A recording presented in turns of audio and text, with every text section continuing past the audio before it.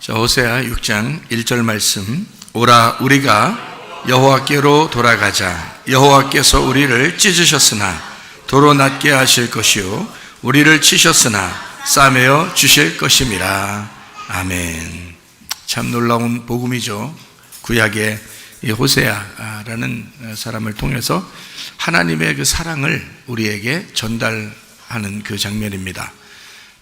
하나님은 우리가 여전히 간음하는 자이고 여전히 죄악 가운데 있는 자이지만 호세아 선지자가 자기 아내를 다시 용서하고 받아들인 것처럼 우리 예수 그리스도를 통해서 우리를 다시 용납하시고 사랑하신다고 하는 그런 내용이 호세아서입니다. 그러니까 호세아는 하나님의 사랑이다라고 하는 그런 내용을 담고 있습니다. 여기서 찢어진다는 말이 있습니다. 여호와께서 찢으셨으나 그렇게 얘기해요. 그 찢어진다, 이게 어디서 찢어지는 거예요? 땅에서 찢어지는 거예요? 하늘에서 찢어지는 거예요? 땅에서 찢어지는 거죠. 땅에서. 그러니까 하늘에 올라가면 찢어질 일이 없죠. 땅에서 찢어지는 거죠. 이 땅에서 너희를 찢으셨으나 그 말이에요. 그 찢으셨으나가 타라프라는 단어입니다. 타라프, 이게 갈기갈기 찢다라는 말입니다. 참 잔인하죠. 갈기갈기 찢다. 뭐를 찢느냐? 그럼 뭐를 갈기갈기 뭘 찢으려고 하냐? 하나님이 옛 하늘과 옛 땅, 쉽게 얘기하면 우리의 마음입니다. 옛 마음. 그러니까 우리가 세상을 자꾸 그리워하는 그 마음, 그거를 다 찢고 싶어 하는 거예요. 하나님이 그러니까 옛 하늘과 옛 땅을 찢어버리고 싶다. 그게 우리의 옛 마음, 나의 이 땅에서 태어나서 살고자 하는 그 마음, 그거를 찢어버리고 싶다 그 말이에요. 그러니까 찢으셨다 그 말이에요. 그러면 찢으셨으나 뭐 한대요? 네? 찢으셨으나 어떻게 한대요? 도로 낫게 한다 그랬죠? 그럼 어디서 낫게 하는 거예요? 네, 하늘에서 낫게 한다. 땅에서 찢고 하늘에서 낫게 한다. 이제 이 말인데요. 물론 땅에서 우리가 사는 동안에 낫게 하시죠. 낫게 하시고 회복시키시는데, 근데 이제 이것이 결국 하늘의 삶이기 때문에 땅의 삶을 찢고, 그죠? 도로 낫게 한다는 말은 하늘의 삶을 살게 하신다. 이제 그런 이야기입니다. 낫게 하신다 할 때 그 낫는다는 게 라파입니다. 여호와 라파 할 때 아시죠? 라파. 이게요. 치료한다는 말이고요. 고친다는 말입니다. 이게 꿰맨다는 말도 돼요. 꿰맨다. 그러니까 찢으시고 꿰매 주신다는 뜻이에요. 이렇게 찢었으면 다시 꿰매 주신다. 이제 그런 말이거든요. 그러니까 찢었는데 꿰매면 거기가 더 튼튼한 거 아시죠? 네? 입을 좀 꼬매 보셨으면 아시죠? 예, 찢었는데 거기를 꼬매면요, 거기가 더 튼튼합니다. 거긴 안 찢어져. 그 옆에가 찢어지지.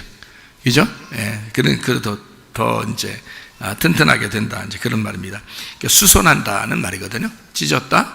그러니까 너희를 다시 수선해 줄 거야. 라는 그 말이에요. 그러면 뭐를 수선한다는 거예요? 아까 찢는 건 뭘 찢는다 했어요? 예, 내 마음, 옛날 내 태어났을 때 가지고 있었던 그 땅의 운명의 그 마음, 그것을 찢는다는 얘기고요. 그러면 새로 도로 낫게 하셔서 나를 수선하고 꿰매시면 뭘 꿰매신다는 거예요? 예, 옛 마음을 찢었으니까 이제는 새로운 마음을 주신다는 얘기죠. 그러니까 옛 하늘과 옛 땅을 찢으셨으니까 더 이상 우리에게 보이지 않게 하면, 옛 마음을 우리에게 보이지 않게 하면 새로운 마음을 주시려고 한다. 그러니까 새 하늘과 새 땅을 주신다 그 말이죠. 그죠? 예, 내게 새 하늘과 새 땅을 주신다. 이게 요한계시록 21장 1절의 말씀이에요. 내가 새 하늘과 새 땅을 보니 처음 하늘과 처음 땅이 없어졌고 바다도 다시 있지 않더라. 자, 뭘 보니까? 새 하늘과 새 땅. 새 하늘과 새 땅이 뭐라고요? 새로운 마음. 예, 부활된 마음이란 말이에요. 부활된 그 마음을 보니까, 자, 옛날 게 있어 없어? 없다. 바다도 다시 있지 않더라. 그럼 바다도 다시 있지 않더라는 말은 무슨 말이에요? 진짜 바다 없다고 그런 말인데 여러분이 어디서 태어났다고? 바다에서 태어났다 그랬잖아요. 그러니까 땅의 운명, 태어날 때의 그 운명, 그 땅에 있었던 처음 시작도 없더라. 새로운 하나님을 만나니까 이 땅에서 태어난 거는 없더라. 그래서 새로운 거듭남, 하늘에서의 태어남이 이 사람에게 있더라. 그런 말씀이에요. 그래서 바다도 없다는 말을 하는 거고요. 옛날 처음 하늘과 처음 땅이 없다, 이렇게 얘기했죠. 그게 처음 하늘과 처음 땅이 성경에서는 어디 나와요? 창세기 1장에 나오죠. 창세기 1장에 그게 없어졌다는 거지. 요한계시록 21장 가니까 어떻게 창세기 1장이 완성됐다. 요한계시록 21장 가니까 완성이 돼서 창세기 1장이 온데간데 없더라. 요한계시록 21장 가보니까 창세기 1장이 다 완성이 되었더라. 예수님 안에서 이렇게 된 거죠. 그래서 어디서 완성된 거예요? 다 이루었다 할 때 완성됐죠? 다 이루었다가 언제 일어났어요? 예수 그리스도가 십자가에 못 박혀 죽으실 때 다 이루었다. 그러면서 완성된 거지. 다 이루었다 해놓고 아직도 안 됐다고 그랬고 또 뭘 하면 어떻게 해요? 안 되죠? 다 이루었다 했으면 거기서 끝내야 돼. 그래서 거기서 끝난 거야. 그러니까 앞에 있었던 모든 옛 하늘과 처음 땅이 바다도 싹 없애버렸다. 그래서 새 하늘과 새 땅만 남아있더라 이 말이야. 우리 속에. 그래서 부활하신 주님만 남아있더라. 이제 그런 이야기입니다. 예레미야 31장 31절부터 33절까지 말씀. 여호와의 말씀이니라. 보라, 날이 이르리니. 자, 날이 어느 날이 이르른다는 거예요? 하여튼 어느 날이 이르른다는 거예요. 그럼 여러분에게도 날이 이르러야죠. 그게 어느 날이에요? 거듭나는 날이에요. 보라, 날이 이르리니. 여러분이 부활하는 날이 이르리니, 그 말이에요. 부활하는 날이 이르리니. 예수가 부활할 때가 되면 이 말이고요. 우리가 부활하는 날이 이르리니, 그 말이에요. 내가 이스라엘 집과 유다 집에 새 언약을 맺는데요. 새 언약을. 그게 이제 새 하늘과 새 땅이라는 새 언약이죠. 그죠? 32절 보니까 뭐라고 되어 있냐면, 이 언약은 내가 그들의 조상들의 손을 잡고 애굽 땅에서 인도하여 내던 날에 맺은 것과 같이 아니하다. 자, 애굽에서 맺은 언약과 안 같대요. 그러면 애굽에서 맺은 언약은 뭐예요? 옛 하늘과 옛 땅이라는 거지. 그죠? 그런 것과 같이 아니할 것은 내가 그들의 남편이 되었어도 그들이 내 언약을 깨뜨렸습니다. 그러니까 옛날 너희가 하나님이 우리를 창조하시고 태어나게 하고 처음 하늘과 처음 땅으로 만들어 놨더니 어떻게 하나님을 잊어버렸더라 이거야. 하나님과의 약속을 깨버렸더라. 언제 깼어요? 하와는 언제 깼어요? 창세기 3장에 깨버렸죠. 창세기 3장에 하와가 깨버렸잖아요. 그죠? 그러니까 우리는 아담과 하와 자손이죠. 그러니까 언약을 깨버렸다. 그게 하나님 말씀이라는 거예요. 그러니까 성경에 언약을 깨버렸다. 이렇게 너희들이 언약을 깨다. 하나님이 깨버린 거예요? 너희가 깬 거예요? 너희가 깬 거잖아. 그러니까 하나님이 우리 남편인데 너희가 그 약속을 깼다는 거야. 그러면 하나님이 남편인데 언약을 깼다는 말은 이게 누가 뭐가 됐다는 거예요? 그러니까 그 간음이라 그런 거죠. 간음, 음란이라 그런 거예요. 성경에 음란과 간음은 뭐라고? 우상숭배라고. 그게 다 같은 말이라고요. 우상숭배라고. 그거를 누구를 믿었다, 누굴 섬겼다? 하나님 믿지 않고 바알을 섬겼다. 이제 여기 이스라엘 백성들에게 구약 성경에서 왜 그런 말을 자꾸 하는지 아시겠죠? 같은 말이란 말이에요. 그 같은 말인데 그거를 이렇게 그때마다 그 글자를 다르게 해서 이걸 설명해 주는 거예요.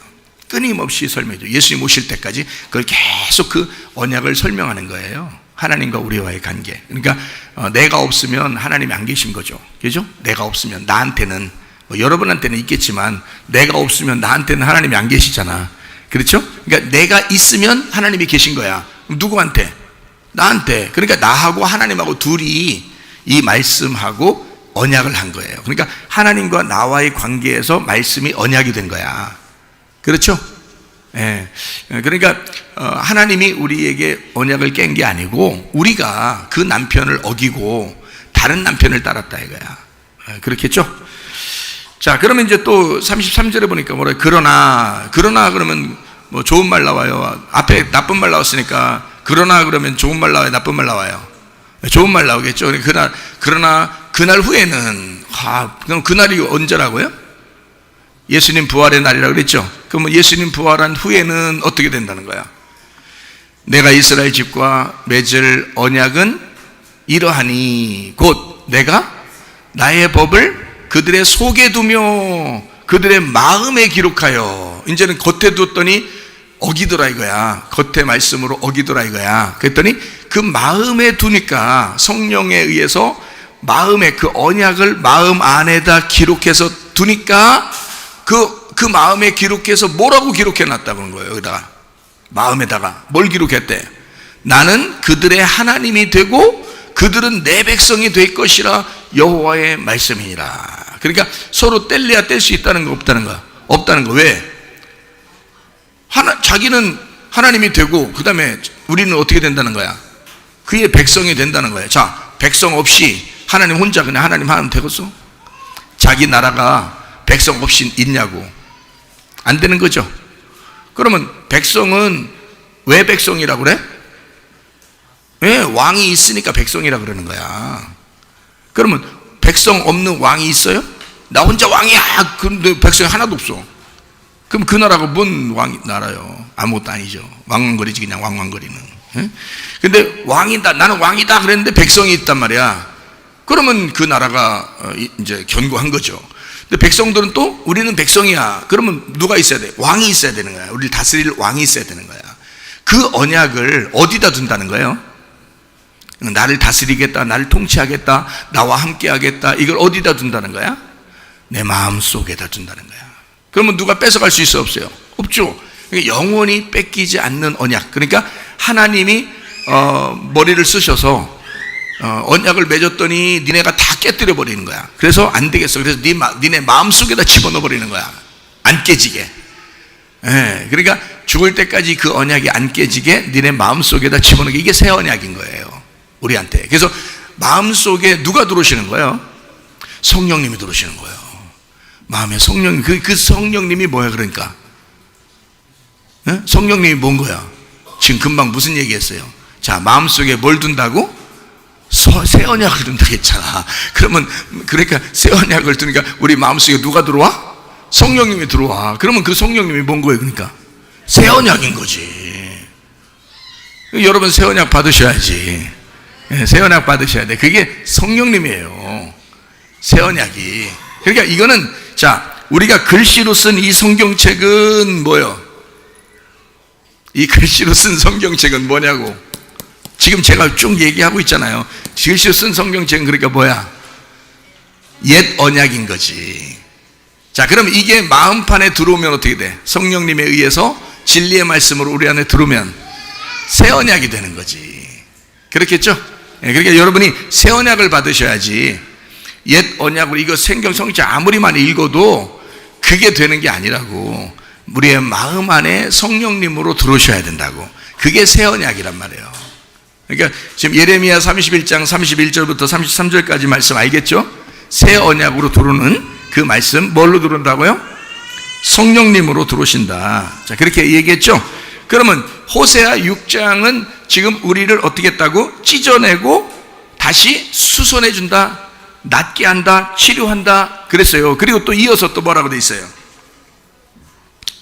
그리고 우리를 치셨으나 싸매 준다 그랬어요. 치셨으나가 낙하입니다. 낙하가 치다, 죽이다 라는 말인데, 이게 그냥 치는 게 그냥 이렇게 이렇게 치는 게 아니에요. 이 치다, 낙하라는 건 채찍으로, 쇠가 박혀있는 그 채찍으로 때린다는 뜻이에요.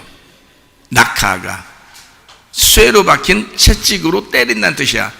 그걸 누가 맞으셨죠? 채찍에 맞으셨으나 주님이 채찍에 맞으셨고, 주님이 채찍에 맞으셨기 때문에 우리는 나음을 입었도다 할 때 그 채찍에 맞으신 게 치신 거란 말이에요. 그러니까 너희들이 그렇게 채찍에 맞아서 찢어져야 될 너희들인데 그걸 주님이 맞으셨다는 거지. 그죠? 그러니까 치셨으나 그랬어요. 치셨으나, 자, 채찍으로 때렸으나, 야, 그 다음에 어떻게 한다고? 싸매 주신다가 하바쉬가요? 담을 싸다라는 단어예요. 담을 싼다. 그러니까 둘러싼다라는 말이고요. 다스린다, 통치한다라는 단어예요. 자, 그러니까, 자, 너를 채찍으로 때리고, 그리고 다시 너를 돌봐주겠다는 거야. 이게 담을 싸서 보호해주고, 담을 싸서, 너를 다시 다스리겠다. 이 말이거든요. 자, 무슨 말인지 아시겠죠? 자, 그러니까 보세요. 자, 찢었더니 어떻게 한다고? 찢고 나더니 어떻게? 예, 치료해 주시고요. 그죠? 꿰매 주시고, 예, 찢었으니까 다시 꼬매 주는 거죠. 찢으시고 꼬매 주시고, 그 다음에 때려, 채찍으로 막 때려서 죽을 만큼, 이게 죽이다라는 단어예요. 낙하라는 게 죽이다라는 단어 돼요. 채찍으로 때리는데 채찍으로 때려서 죽이다는 단어예요. 이게요. 그러니까 예수님 채찍에 맞으시면 우리가 나아먹었다 그럴 때 예수님이 뭐 몇 대 맞으셨다고 그냥 뭐 좀 괜찮아지고 뭐 파스 좀 바르셨더니 괜찮고 이런 말이 아니에요. 그건 채찍에 맞아서 죽으셨다는 뜻이에요. 그래서 우리가 치료를 받는다는 말입니다. 예수님 대신으로. 자, 너를 치셨으나 싸매 주신다. 다시 다스려 주실 것이다. 너를 돌봐 주실 것이다. 자, 우리 하나님 아버지가 우리를 통치하시고 다스려 주면 정말 좋겠죠. 그죠? 그분은 악한 분이 아니거든요. 그분은 좋으신 분이라 우리를 통치하시고 다스려 주신다는 거거든요. 얼마나 좋으신 하나님이에요. 그렇죠? 예, 저 여러분에게 오후에 오늘 성경을 조금 이렇게 여러분에게 깊이 있게 설명을 한번 해보려고 생각을 하고 있습니다. 어려운 거 아니에요? 제가 설명할 때 어렵다고 느끼는 사람 거의 없죠. 그죠? 왜냐면 제가 다 소화를 하고 있기 때문에 그렇습니다. 별로 어렵지 않아요. 제가 쉽게 설명을 하고 있는 편이에요. 굉장히 어려운 거예요. 사실은 굉장히 어려운 얘기들이야. 근데 그거를 하도 들으니까 쉬워 보여. 그래서 그런 거예요. 근데 굉장히 누구한테 얘기하면 처음 듣는 얘기라고 그래. 그래서 이게 어렵다고 그러는 거예요. 처음 듣는 얘기 같아서 어렵게 느껴져요. 근데 우리는 처음 듣는 얘기가 아니라 몇 번 이렇게 이런 내용들을 설명하고 있기 때문에 이게 어렵지 않게 느껴지는 거예요. 그래서 그런 거예요. 그러니까 어렵지만 좀 쉽게, 다시 좀 깊이 있지만 좀 여러분에게 쉽게 설명을 하려고 생각을 하고 있습니다. 자, 땅에서 자녀를 이렇게 혼냅니다. 뭐 때문에 혼내죠? 땅에서 자녀 혼내요. 왜 혼내요? 예, 잘못했을 때 혼내요. 무슨 마음으로? 사랑하는 마음으로. 그렇게 꼭 얘기하고 싶죠. 꼭 얘기하고 싶은데 사실은 지승질대로 혼내는 경우도 있죠. 예, 자기가 짜증나서 남편하고 싸워놓고 괜히 애들 혼내. 뭐 이런 사람도 있죠. 그런 사람도 있어요. 그럼 안 돼요, 안 돼요? 이제 안 돼요. 그렇게 하면 안 돼. 알겠어요? 앞으로는. 그러니까 남편과 아내가 싸우면 된다, 안 된다? 절대 안 된다. 싸우려면 어디가 싸워야 된다? 운동장을 싸워야 된다. 애들 앞에서는 또 싸우면 된다, 안 된다? 안 된다. 애들 앞에서는 항상 웃고 즐겁고. 우리 집에 애기들이 이제 가끔 와요. 이제 우리 조카도 오고 이렇게 애기들이 오거든요. 그러면 우리 집에 오면은 우리 집에서 자고 그러는 걸 좋아해요. 왜냐면 제가 뭐 우리 집사람이 떡볶이도 만들어주고 제가 이제 미숫가루도 타주고 같이 이제 이렇게 놀아주기도 하고 그런단 말이에요. 그러면 이제 우리 집사람이 걱정하죠. 아유, 주일날 다 됐는데 목사님 설교 준비도 하고 그래야 되는데 애들이 와서 이렇게 놀면 이거 어떡하지 걱정도 해요. 근데 사실 여러분, 저는 걱정이 잘 안 돼요. 왜 그러냐면 애들하고 이렇게 놀 때 말이에요. 애기들하고 이렇게 놀잖아요. 그게 설교예요.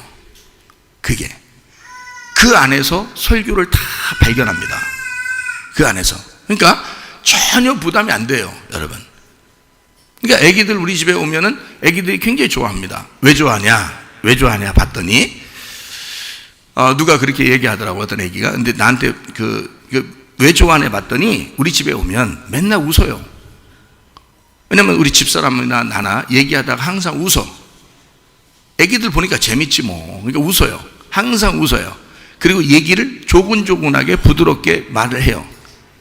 시끄러운 말 안 해, 우리 집에 오면. 그리고 웃으면 항상 웃어요. 애기들한테 울 일 있어요? 아니 화낼 일 있냐고. 애기들한테 웃잖아요. 그러니까 애기들이 있으니까 재밌죠? 웃습니다. 웃고 부드럽게 얘기해요. 자, 애기들은 굉장히 좋아합니다. 그거 애기들은 굉장히 좋아해요.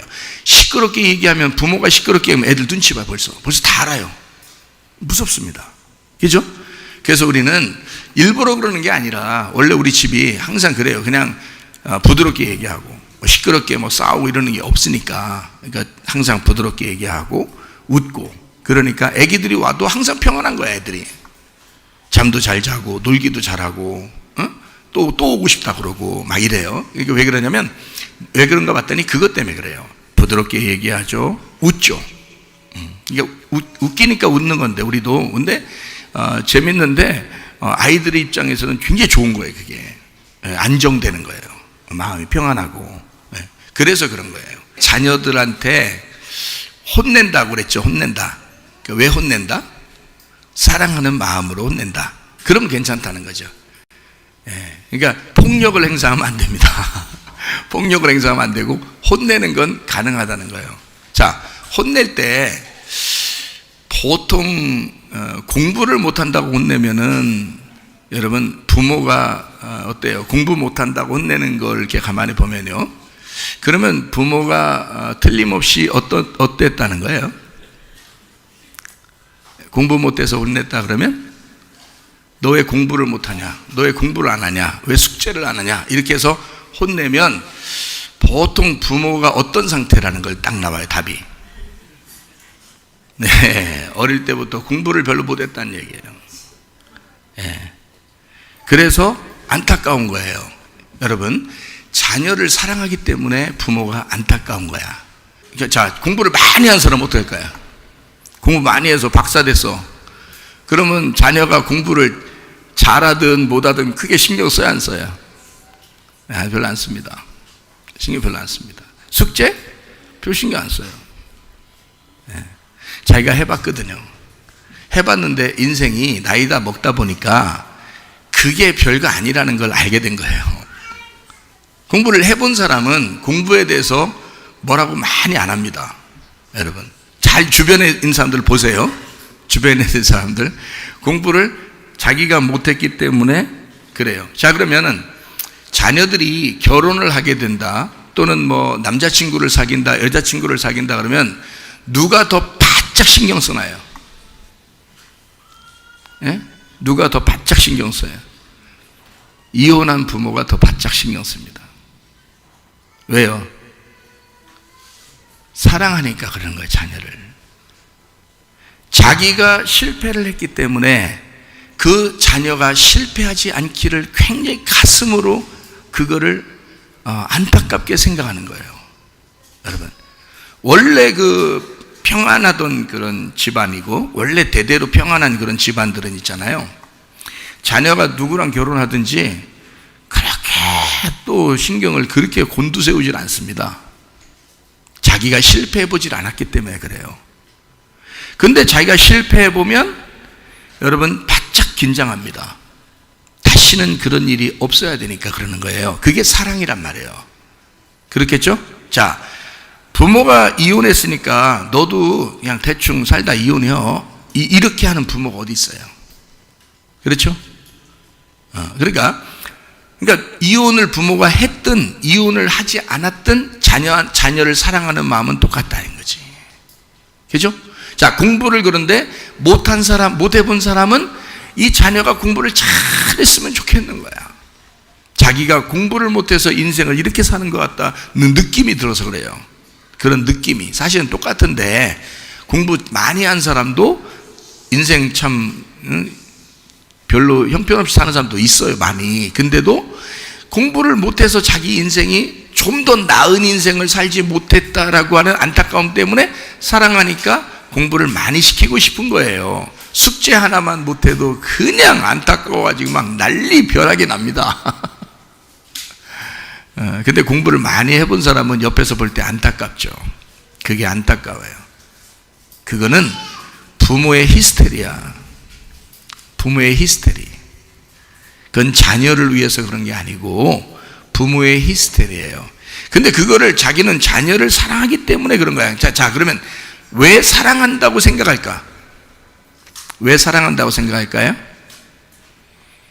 그게 히스테리거든요. 근데 그게 왜 자기는 사랑한다고 생각할까요? 그게 자기에게 굳어진 거야. 그게 사랑이라고. 공부를 많이 시켜야 사랑하는 거라고. 자기는 부모가 공부를 많이 시켰으면 좋았겠다고 생각을 했잖아. 그게 마음속에 있었단 말이에요. 속에 이게 막 간직돼 있었단 말이에요. 그러니까 이걸 갖다가 여기한테 공부를 하라고 쏟아줘야 이게 사랑이라고 생각한 거지. 그렇죠? 근데 알고 보면 사실은 하나님이 우리 자녀들을 알아서 키우는 경우도 있어요. 공부 우리가 하라고 해서 열심히 시켰는데 인생이 우리 생각보다 실패하는 경우도 많고요. 그렇게 공부를 별로 안 시키는 어떤 사람이 있는데 그 사람은 그냥 순탄하게 인생이 잘 풀려나가는 사람도 있단 말이에요. 그러면 그건 어떻게 해석하냐 이거야. 그거는 그러니까 사람이 자기 생각대로 한번 내 계획대로 자녀를 키워봐야 되겠다는 마음을 가진 거죠. 그죠? 그게 자기는 사랑이라고 생각한 건데 그게 사랑의 그러니까 잘못된 사랑인 건데 그걸 몰랐던 거죠. 진짜 사랑은 하나님의 사랑이 그 속에 들어가야 됩니다. 하나님의 그 무조건적인 그 사랑이 부모로부터 자녀에게 넘어가야 돼요. 그래야 이 아이가 진짜 사랑을 할 수 있어요. 그러니까 자녀들이 진짜 사랑을 못 느끼고 그 자녀들한테 자기가 이제 커서 결혼하고 아기를 낳잖아요. 그러면 틀림없이 둘 중에 하나 나타나요. 공부를 아예 안 시켜버리든지 승질나서 공부를 그만큼 스트레스 받고 했으니까 공부를 아예 그 자녀를 안 시켜버리든지 아니면 공부를 시킬 때 엄마랑 아빠랑 똑같이 히스테리를 부려버리는 거예요. 그게 운명의 대물림이야. 또 참 그거 안타깝죠. 그러지 말고 하나님께서 우리가 계획을 해도 하나님이 그 걸음을 인도하시는 분이 하나님이신 것을 인정하라는 거야. 그래서 제가 하나님 아버지라 그래서 하나님 할머니 할아버지라 그랬어요. 하나님 할머니 할아버지라 그랬죠. 할머니 할아버지는 어때? 예? 할머니 할아버지는 어때요? 기대해요 안 해요? 애한테 손주한테 기대 안 해. 손주가 뭘 해줄 거라고 생각해. 할머니 할아버지가 다 해줘야 되는데, 그렇죠? 손주가 이만하지 아장아장 걷는 놈이 뭘 얼마나 얘들이 커서 뭘 얼마나 할머니 할아버지한테 효도할 거라고 생각해요. 그냥 무조건 잘해주고 싶은 거야. 할머니 할아버지는 그게 하나님 마음인 거예요. 근데 그거를 나이가 먹으면 알게 되거든요. 근데 그 애들 키울 때는 몰라. 그러니까 자기의 어떤 속의 마음이 자기가 그 결핍이 있었던 그 부족함을 애한테 쏟는 거거든요. 근데 그걸 모르는 거예요. 그러니까 애가 괴롭죠. 에? 그 부모한테 막 왜 엄마는 왜 이래? 아빠는 왜 이래? 나한테 진짜 왜 그러는 거야? 막 하는 거죠. 자기도 답답한 거야. 알아서 할 텐데 왜 그러냐고 이렇게 도대체가 이렇게 해요. 하긴 애들은요 망나니가 돼가지고 잡아주긴 해야 돼. 그래서 성경에서도 막대기야 채찍 이런 거로 잡아주라 그러잖아요. 그죠? 울타리가 되주란 뜻이지 후드로 패란 뜻은 아닙니다. 울타리가 돼서 벗어나지 않도록 잘 돌봐주란 뜻이에요. 이렇게. 그러니까 하나님의 자녀니까 네가 잘 보호하고 돌봐줘야 된다. 이제 그런 말씀입니다. 자, 그래요. 공부 못하면 자기 부모가 공부 못했으면 자녀를 공부 꼭 시켜보고 싶어요. 그런 마음을 가져요. 부모가 이혼했으면 어떻게 해요? 자녀들한테 굉장히 신경 써요. 근데 사실 그것도 하나님 만나고 나면 그렇게 신경 쓸 필요도 없다. 그죠? 하나님께 맡기면 되니까. 그죠? 하나님이 우리 자녀를 행복하게 키워주실 거야. 이렇게 믿고 주님을 신뢰하고 맡겨야죠. 그게 이제 주님 만난 사람들이란 말이에요. 자, 공부 문제도 그렇죠? 이혼의 문제도 마찬가지죠? 자, 부모가 완전하기 때문에 네가 부족하니까 내가 혼내서라도 내 사랑, 나는 너를 사랑하니까 너를 혼내서라도 바로잡아 줄 거야 라고 하는 거예요. 부모가 자기가 부족한 거 알지만 자기가 완전하지 못하지만 사랑하기 때문에 너만큼은 잘 됐으면 좋겠다. 그래서 잘 잡아주는 거야. 그죠?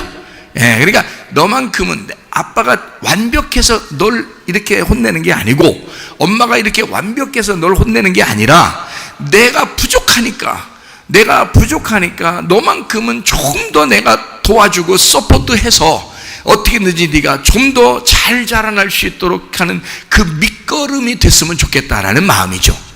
부모가. 그죠? 맞는 얘기죠. 그죠?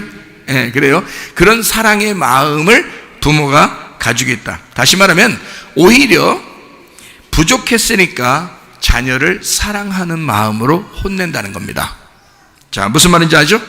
자, 진짜 사랑하면 어떻게 그러니까 혼내는 거예요. 그죠? 자, 하나님 마음 어떨까? 하나님은 우리를 진짜 사랑할까? 안 진짜 사랑할까? 진짜 사랑하는 거죠. 진짜 사랑하니까 우리를 혼내는 거야.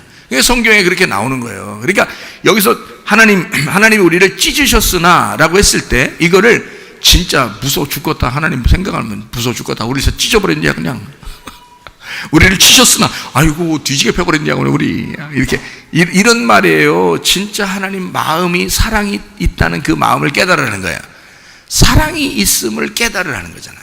그죠? 예, 그래서 우리를 이렇게 담이 돼서 울타리가 돼가지고 돌봐준다 그런 말이에요. 이게 여러분 제가 가만히 남자 여자를 이렇게 만나는 걸 이렇게 봤거든요. 남자 여자를 만나 옛날부터 한 30년 동안을 뭐 학생 청년들만 봤으니까 남자 여자 이렇게 만나는 걸 이렇게 봤어요. 보니까 참 만남이 귀해요. 그러니까 이 사람 저 사람 아무나 만나는 사람도 있지만 참 귀하게 만나는 사람들도 있더라 이거예요. 그 만나는 거 보면 여자가 남자를 만날 때 누구 생각하면서 만날까요? 예? 누구 생각하면서 만날까요? 아버지 생각하면서 만납니다. 그래서 여자가 잘 들어보세요. 여자가 남자 만나는 게 무서운 사람이 있어요, 없어요? 있죠. 남자 만나는 게 무서운 사람이 있어요. 그러면 틀림없이 그 여자아이의 아빠는 어떤 사람이었어요? 무서운 사람이었단 말이에요. 그러니까 이게 아빠를 생각하면서 남자를 그려보는 거거든요. 무슨 말인지 알겠어요? 그러니까 아빠를 생각하면서 남자를 그려보는데 아빠가 무서웠으면 남자를 무서워서 잘 못 만나는 거예요. 그래서 이 여자가 남자 만나는 게 무서우니까 여자를 만나. 그러면 동성연애가 되는 거예요. 그게 집안이 무서운 집안. 여자가 자기 아빠를 생각해 보니 남자들이 무섭다 이러면 여자를 만나게 돼요. 근데 또 남자애들이 말해요. 남자애를 만나는 경우도 있어요. 왜 그런가 생각해 봐요. 물론 여러 가지 이유가 있겠지만 그 중에 가장 큰 이유 중에 하나가 그런 거예요. 집에서 엄마가 너무 무서운 거야. 어릴 때부터 엄마가 너무 무서우니까 이 아이가 여자 사귀는 게 무서운 거예요. 여자가 무서운 거야. 그러니까 남자들은 어차피 한 반에 남자들끼리 모아놓고 기죠. 학교도 가도 기죠. 어디 가면 또 남자들끼리 있잖아요. 여자들끼리 있고 이러다 보니까 남자들끼리 있는 거야. 근데 너무 좋은 거야. 자기는 막 거기서는 막 생기발랄하게 막 지내요. 재밌게. 근데 여자만 만나면 얘기를 못하는 거야. 무서워서. 그게 왜 그러냐? 여자 엄마가 무서웠기 때문에 그렇습니다. 아마 이 가운데 지금 학생들 중에서도 야, 어떻게 목사님 내 속을 어떻게 다 알지? 이렇게 생각하는 학생들도 있을 거예요. 여자 만나는 게 무섭다? 그래서 남자들끼리 있을 때는 굉장히 성격이 좋아요. 근데 여자 만나는 건 무서워요. 그러니까 이게 뭐냐? 이게 부모 잘못인데요. 그 엄마나 아빠가 잘못이야. 그러니까 이 아이가 원래부터 성격이 좋은 아이였어요. 발랄하고 좋은 아이. 그러니까 성격이 발랄하고 좋은 아이로 잘 자라나게 해줘야 되거든요. 근데 그거를 어릴 때 막아버린 거예요. 왜? 부모가 싸워서 그런 거예요. 부모가 큰 소리 치고 싸우고 그래서. 거기다가 여자가 막 더 승질 더 크게 내고 더 그런 집은 여자가 무서운 집안이 되는 거고요. 남자가 더 크게 막 폭력을 휘두르고 술 먹고 막 깽판 치고 그러면 남자가 무서운 집안이 돼서 남자가 무서우면 여자아이가 여자를 사귀어버리고 여자가 무서우면 남자아이가 남자를 사귀어버리는 경우가 생기는 거예요. 그래도 이제 우리 교회에 오면 섞어서 남자는 여자 좋아하게 하고 여자는 남자 좋아하게 하기 위해서 이게 바뀌기도 해요. 이게 원래 바뀌는 게 정상이에요. 왜냐하면 유전자라고 하는 건 원래 정상 궤도로 갈 때 빨리 돌아가요. 여자가 여자를 만나는 건 비정상이죠. 남자가 남자를 만나는 건 비정상이죠. 그래서 그렇게 된 건 오랜 시간을 통해서 그렇게 된 거예요. 어릴 때부터 오랜 시간을 통해서 그렇게 돼버린 거예요. 그런데 요게 이제 다시 회복돼서 돌아올 때는 정상 남자는 여자 만나고 여자는 남자 만나잖아요. 요게 교회에서 말씀 듣고 여기서 돌아오게 될 때는 쉽게 돌아올 수 있어요. 왜냐면 그게 정상이잖아. 그러니까 정상 유전자는 빨리 돌아오는 거예요. 그게 오랫동안 시간이 걸려서 된 것도, 잘못된 것도 빨리 돌아올 수가 있는 겁니다. 예. 그래서 그런 거예요. 그러니까 고쳐질 수가 있다. 아, 나는 왜 안 고쳐지? 그건 네가 안 고치는 거야. 안 고치는 걸 선택한 거예요. 네가 스스로 죽겠다고 선택한 거예요. 그래서 그런 거야. 고치려고 하나님 앞에 하나님이 나를 치료해 주실 것이다 라고 우리 집안을 찢으셨으나 하나님이 우리 집안을 다시 회복시켜 줄 것이다, 나를 치료하실 것이다 라고 하나님 앞에 기도하고 하나님을 선택했으면 바로 돌아오죠. 정상으로. 금방. 그게 정상이니까. 원래 태어날 때부터 잘못된 아이는 없습니다. 그러니까 아기들이 죽으면 다 천국 가죠. 아기들이 태어나서 얼마 안 된 때 죽으면 다 천국 갑니다. 이 아이들이요. 지난번에 그 엄마 아빠가 막 이게 뉴스에 나왔죠. 엄마 아빠가 두드러패가지고 그 폭력을 행사해서 죽은 아이가 있었죠. 지난주인가 기죠? 죽은 아이가 있었지. 걔 천국 갔어요. 목사님 어떻게 알아요? 가보지도 않았고 걔 봤어요? 얼굴 봤어요? 가서 꿈에라도 나타났어요? 아니, 안 나타났어요. 근데 나는 하나님 마음을 알아요. 그 아이는 천국 가 있습니다. 예. 물론 이 땅에서 조금 더 있으면서 예수를 믿게 되고 오히려 더 커지고 이렇게 더 성숙하고 양육되었으면 그 아이를 통해서 많은 사람이 유익을 받을 수가 있겠죠. 그러나 그렇게 유익을 줄 수 있는 아이는 아니었지만 어린 아이로서 죽으면 바로 천국 갑니다. 아이는요. 그 부모는 회개 많이 해야 돼요. 진짜. 보통 회개해서 되는 게 아니에요. 진짜 죽었다 살아나야 돼. 그 사람들도. 그러니까 누가 그래야 돼요. 똑같이 때려야 된다고. 똑같이 후드러 패버려야 된다고. 그 맞는 얘기예요. 그러면 고쳐져. 너도 자기가 맞아보면 아프거든. 자기도. 에? 아, 이렇게 아팠구나. 이걸 막 눈물 찔끔찔끔 나면서 그냥 막 맞아야 돼. 그러면 알아. 야, 이렇게 아팠었구나. 내가 너무 잘못했구나. 이거를 아마 진심으로 회개할 수 있겠죠. 뒤지게 패버리면. 그죠? 그 맞아야 돼. 그런 거는. 근데 또 요즘 또 법이 또 인권 어쩌고 그래가지고 말이에요. 내비도 또 그런 것도 참 엉터리요 다. 다 엉터리요. 자, 어쨌든 어린아이가 왜 천국 가느냐? 태어날 때 어린아이는 잘못이 없기 때문에 그렇습니다. 물론 성악설이냐 성선설이냐 이런 얘기하는 웃기는 소리 하죠. 애기들 여러분 나가지고 애가 성격 이상해지는 애기 있죠? 나서 애가 얼마 있다가 성격 이상한 애기 있죠? 애기 태어나서요. 부모가 그래서 그런겨. 애가 태어나서 갑자기 태어나자마자 성격 이상해? 아니요, 부모가 이상한 것들이요. 부모가 니네가 이상한 것들이기 때문에 애가 그렇게 자라나는 거예요. 자, 여기서 부모가 유전자가 형편없는 사람인데 부모가 깡패, 강도, 금방 그 감옥에서 그 사형수 이런 사람, 또 어떤 여자는 창녀 이런 사람. 근데 그 자녀를 낳네, 아기를 낳네. 어떻게 하다 보니까 지들끼리 놀다가 아기를 낳았어. 근데 그 아기를 여기 한국에서 키울 수 없어서 누군가가 입양을 해서 프랑스로 데리고 가고 미국도 데리고 가고 이런 사람도 있죠. 근데 거기 가면요, 바이올리니스트 되고 그죠? 첼로 이렇게 치고 그죠? 성악도 하고요. 그리고 그 사회에 아주 공헌도 많이 하고요. 이런 아이로 바뀌죠. 유전자는 형편없었는데, 그죠? 태어날 때 유전자는 형편없었는데 애가 잘 자라났어. 그죠? 왜 그럴까? 키울 때, 양육할 때 유전자가 다 바뀌어버린 거예요. 이쪽의 유전자가 하나님의 형상의 유전자로 바뀌어버린 겁니다. 이쪽에서는. 그러니까 니네 부모가 잘못 키울 수밖에 없었던 거를 이쪽에서 잘 키워버린 거예요. 유전자가 바뀐 겁니다. 그러니까 유전자가 바뀌니까 사람이 땅에서 태어난 운명이 바뀌어버린 거죠. 다른 부모가 키움으로써. 그러니까 자신 없으면 우리 집으로 데려와. 자신 없으면 우리 집으로 데려와. 맨날 웃으면서 맨날 부드럽게 얘기해주면서 키워줄 테니까.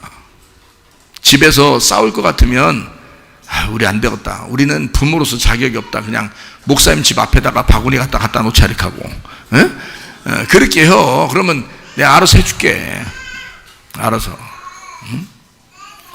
그러니까 자격이 없는 사람들이 자녀를 키운다고 난리예요. 자기 새끼라고. 그러니까 자기 새끼라고 하는 건 누구도 다 자기 새끼라고 그런다겠어요. 예, 짐승들도 다 자기 새끼라 그런다니까요. 네가 짐승으로서 먹여주고 입혀주고 네 새끼라고 키우는 건 가능해. 그럴 수 있다 이거야. 그러나 그건 짐승으로 자라날 수가 있다는 거야. 그럼 짐승으로 자라날 수도 있다는 얘기야. 다 그런 건 아니지만 그럴 수도 있다는 얘기야. 얘가 누군가가 부드럽게 얘기하고 누군가가 승질내는 거 없이 조용하게 웃으면서 이 아이를 키워주잖아요. 하나님의 사랑을 집어넣어 주잖아요. 그러면 이 아이는 하나님의 형상의 유전자로 바뀌어버립니다. 이게요. 그러니까 애가 잘못은 없는 거예요. 그죠? 부모가 잘못인 거예요. 그러니까 그렇게 애를 혼내지 말고 진짜 사랑하는 마음, 하나님의 사랑의 마음으로 혼내야 된다. 하나님은 우리를 찢으신다. 그러나 그 찢으시는 이유가 있다는 거야. 반드시 꿰매주는 걸 준비해놓고 찢으신다는 거지. 꿰맬 것을 준비해놓고 찢으신다는 거야. 승질대로 혼내질 않는다는 거지. 하나님은 무슨 말인지 아시겠어요? 예, 찢으시고 꿰매주신다. 때렸으면 반드시 담을 싸주고 안아주고 사랑한다고 통치해주고 다스려주신다 이 말이야. 그런 하나님이시라는 거죠. 그게 우리 하나님 부모가 되시는 하나님이시다 이런 말입니다. 자, 옛 마음이 찢겨지고 새 마음을 주신다. 무슨 말인지 아시죠? 그죠? 그러면 옛 마음을 찢으시고 라는 말이 성경적으로 말하면 신명기 24장 1절부터 4절의 말씀으로 보면은 사람이 아내를 맞이하여 데려온 후에 그에게 수치되는 일이 있음을 발견하고 그를 기뻐하지 아니하면 이혼 증서를 써서 그의 손에 주고 그를 자기 집에서 내보낼 것이요. 그냥 보내지 말고 이혼 증서 주고 보내라요. 그 여자는 그의 집에서 나가서 다른 사람의 아내가 돼야 된다 그랬어요. 그러니까 이혼 증서 들고서 다른 사람한테 가서 아내가 되는 겁니다. 예. 그의 둘째 남편도 그를 미워하여 이혼 증서를 써서 그의 손에 주고 그를 자기 집에서 내보냈거나 또는 그를 아내로 맞이한 둘째 남편이 죽었다. 자, 이제 이 여자를 또 보내야 되겠어. 영 싸가지가 없어서 안 되겠어. 보내야 되겠어. 그리고 둘째 남편이 죽었다 쳐. 죽었다. 그러면 어떻게 된다? 그 여자는 이미 몸을 더럽혔은즉 그를 내보낸 전 남편이 그를 다시 아내로 맞이하지 마라. 데려가지 말라는 거야. 어떤 사람은 이혼하고서 둘이 헤어졌다가 또 만나서 하는 사람도 있죠. 그런 사람도 있대요. 근데 성경은 어떻게 되어 있냐? 첫 번째 남편이 이혼 증서 주고서 버렸어요. 그러면 두 번째 남편이 데리고 이제 이혼 증서를 가지고 있어야 데리고 가는 거예요. 그럼 이혼 증서를 가지고 있어야 데리고 가니까 이혼 증서는 어떤 거야? 에? 결혼 증서가 되는 거죠. 두 번째 남편에게는 결혼 증서가 되는 거예요. 결혼 증서를 이제 가지고 이제 이혼 증서인데 가져왔어요. 그래서 두 번째 남편이 이제 살았네. 데리고 살다가 아이고 여자가 도저히 안 되겠어. 그래서 이 여자를 내보내야 되겠어. 응? 아니면 이 남편이 죽었어. 그런데 첫 번째 남편 있잖아. 이혼 증서 준 남편. 그 남편한테 가지 말래.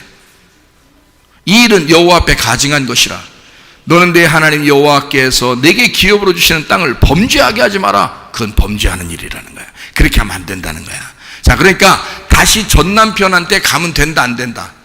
안 된다는 걸 얘기하는 거야. 그러니까 이 사람이 두 번째 남편이 죽었든지 하여튼 막 못 살게 굴었든지 하여튼 첫 번째한테는 가지 말라는 거예요.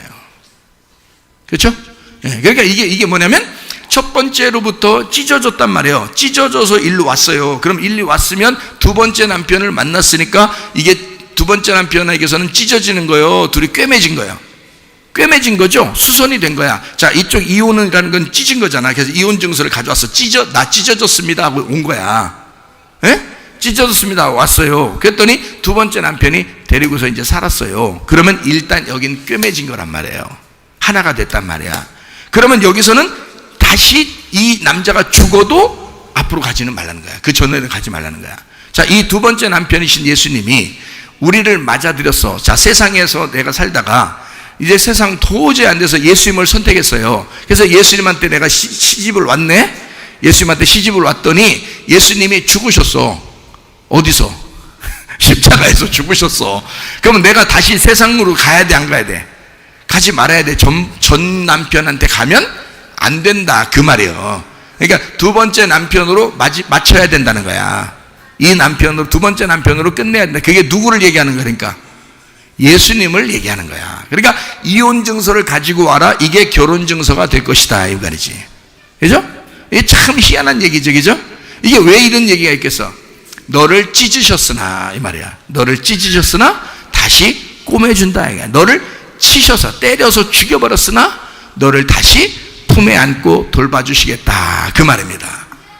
자, 무슨 말인지 알겠죠? 그게 첫 번째 남편과 이혼해라, 두 번째 남편과 결혼하게 될 것이다, 이 말이고요. 그죠? 첫 번째, 옷이 벗겨져야 된다. 요한복음 8장에 보면 가늠한 여자가 나오죠. 어떻게 현장에 잡혔으니까 어떻게 옷이 벗겨졌죠. 옷이 벗겨지니까 이게 광야에 있는 우리 율법을 사는 사람들이 율법에 의해서 옷이 벗겨진 걸 얘기하는 거야. 옷이 벗겨졌더니, 그랬더니 예수님한테 왔어요. 그랬더니 예수님 어떻게 새 옷을 입혀주시더라, 그 말이죠. 부활의 옷을 입혀주시더라, 그 말이에요. 그죠? 자, 옷을 벗겼더니 새 옷을 입혀줬더라. 자, 옷을 벗겼더니라는 말, 다른 말로 말하면 나를 찢어놨더니 새 옷을 입어서 나를 치료해 주시더라, 그 말이죠. 무슨 말인지 알겠죠? 예. 이렇게 요 말씀이 호세아 6장 1절의 이 말씀이 바로 요 얘기란 말이에요. 무슨 말인지 알겠죠? 자, 요게 요한복음 8장에 보면, 요한복음 8장 9절에 여자가, 가늠한 여자가 현장에 잡혔다가 예수님한테 왔는데 어떻게 이 여자하고 예수님하고 둘이 가운데 남아있더라, 이거야. 가운데 남아있다는 말은 무슨 말인지 아셨죠? 그죠? 예, 가운데 남아있다는 말은 뭐 했다는 거예요? 둘이 연합했다, 하나가 되었다, 함께 있다, 결혼했다, 이 말이에요. 그러니까 이 여자가 예수님하고 결혼하게 되었더라, 이 말이에요. 자, 어떤 여자니까 결혼했다고요? 가늠한 여자가 죄가 드러나서 옷이 다 벗겨졌을 때 결혼하게 되더라는 거지. 그럼 옷이 벗겨졌다는 말은 다 죄가 드러났다, 그 말이죠. 알몸이 드러났다, 이거죠. 이게 뭐라고? 가죽옷이라고. 죽어야 될 가죽옷. 그것이 주님이라고. 그래서 주님이 나를 대신에 죽으셨다. 그럼 어떤 분이라 죽은 거예요? 죄가 없으신 분인데 와서 죽으신 거야. 그러니까 나는 죄가 있는데 나를 대신에 죽으시는 분은 죄가 없는 분인데 죽으셨단 말이에요. 그 어린 양이라 그러죠. 죄 없는 어린 양, 그 가죽옷이 죽으셨다고요. 그러니까 나는 새 옷을 입을 수밖에 없죠. 왜냐면 내 가죽옷이 찢겼으니까. 무슨 말인지 알겠죠?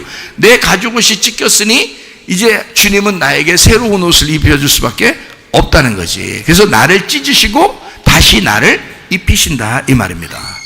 자, 무슨 말인지 아시겠죠? 그죠? 자, 그러면 요한복음 8장의 5절에 보니까 뭐라고 되어 있나요? 모세는 율법에 어떻게 하라고? 이런 여자를 돌로 치라 그랬어요. 돌로 치라, 명하였거니와 선생은 어떻게 말하겠나? 시험하는 거죠. 네. 시험에 어떻게 하라고? 이런 여자는 돌로 치라. 자, 이 여자를 만지는 것만 해도 죄가 있는 거야, 같이. 그러니까 만지면 안 되지. 그죠? 만지면 안 돼. 그래서 못 만지게 하고 멀리 떨어져서 돌로 던져 죽이는 거예요. 안 만지려고. 만지면 자기도 죄가 있으니까. 그래서 멀리 떨어져서 돌로 던지는 거야. 율법으로 볼 때 이 가늠한 여자를 멀리 떨어져서 돌로 던져가지고 죽인 거예요.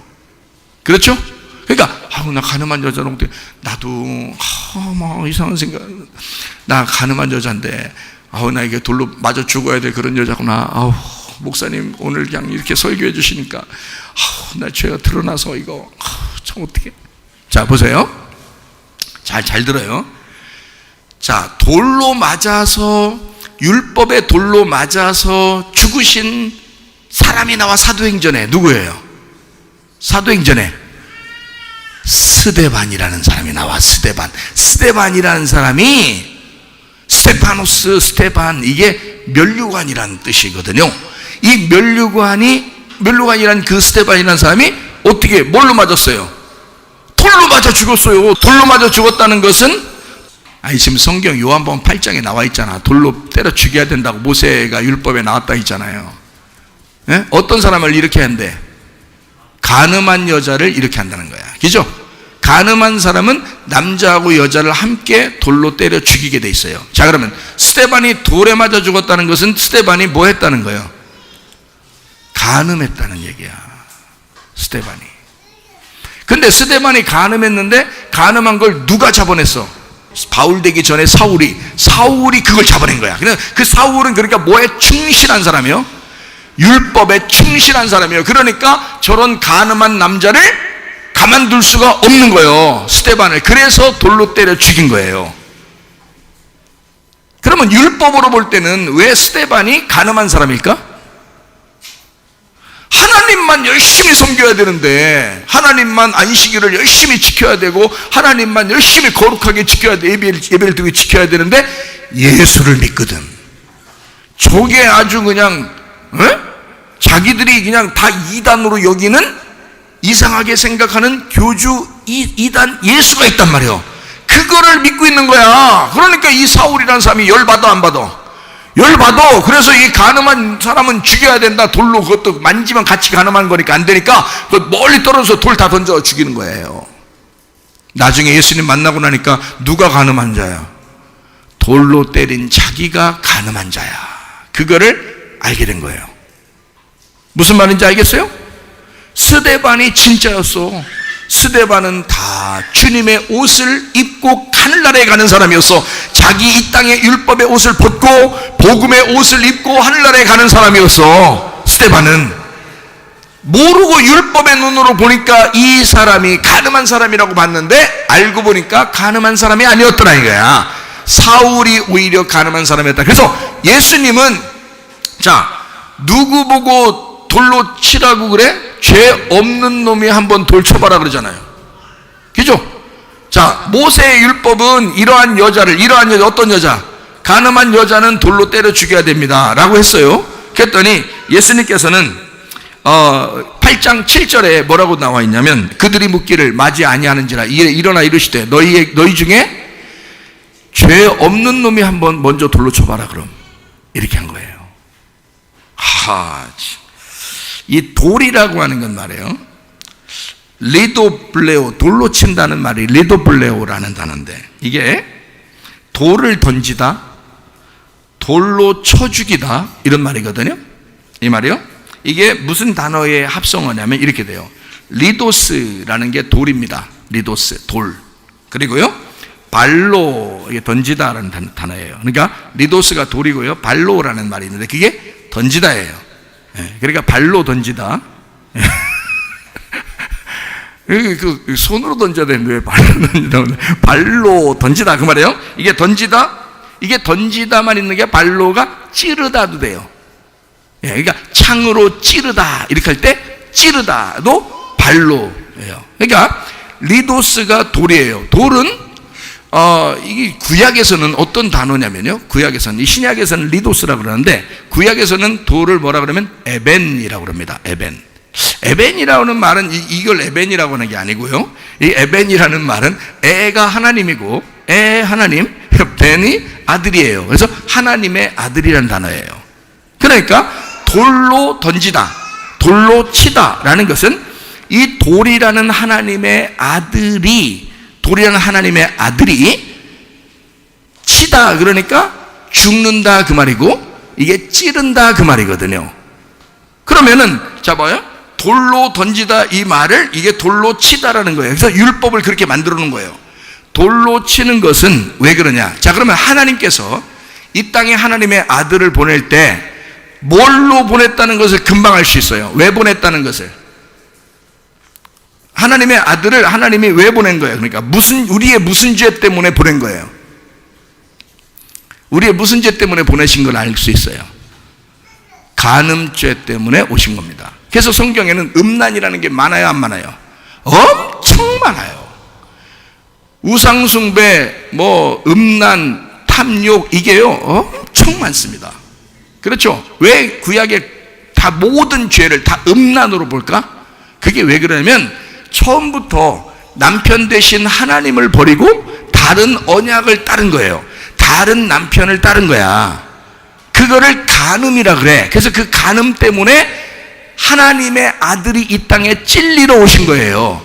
그 그래서 돌로 치라, 돌로 던지라 그랬더니 그 말을 사람들이 이 여자는 모세의 율법으로는 돌로 치라고 하던데요 라고 했어요. 그렇죠? 분명히 그랬죠? 사람들이 이런 거는, 이런 종류는, 이런 작자는 말이에요, 돌로 쳐 죽이라고 그러는데요 라고 얘기했어요. 그랬더니 예수님은 가슴이 아파 안 아파? 가슴이 아파 안 아파? 아파. 왜 아파? 가슴이 많이 아파.